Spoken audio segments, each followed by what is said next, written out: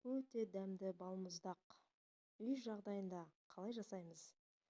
Бүгінгі бағдарламада осы балмұздақ жасаудың үй жағдайында оп-оңай түрін көрсететін боламын. Сәлем достар, сіздермен Сарыағаш тәттілері. Бізге ең алдымен ол үшін сүт, шекер, сары май, кукурузный крахмал және кішкене ванилин болса жеткілікті.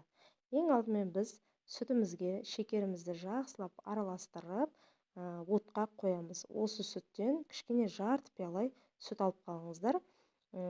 Осы сүтті жақсылап 5-6 минуттай қайнатамыз толығымен орташа отта, және де жаңағы алып қалған пияладағы сүтімізге кукурузный крахмалымызбенен жаңа кішкене ванилинімізді қосып, жақсылап араластырып, біркелкі масса болғанша араластырып аламыз да, жаңағы қайнап тұрған сүтіміздің үстіне құйып, тағы да кішкене қайнатып, араластырып аламыз.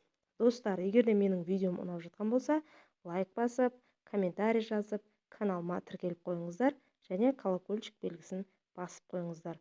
Міне достар, біздің сүтіміз дайын болды. Енді осы ыстық күйінде жаңағы сары майымызды қосып, жақсылап араластырамыз және бөлме температурасында суытамыз. Суып болған соң, осындай бір ыдысымызға құйып, 5-6 сағатқа морозға салып қоямыз. Міне достар, морозда тұрды. Осында енді погружной блендермен еземіз, болмаса вилкамен жақсылап езсеңіздер де болады. Тағы да езіп болған соң, тағы да морозға салып, жақсылап қатайғанша морозға қоямыз. Міне достар, біздің балмұздағымыз өте керемет дәмді болып шықты. Маған өте қатты ұнады. Сіздер де үй жағдайында жасап көріңіздер. Отбасыларыңызды, балаларыңызды осындай әдемі балмұздақпен өз қолыңызбен жасап қуанта беріңіздер. Міне достар, өте керемет, өте оңай, тек қана жасасаңыз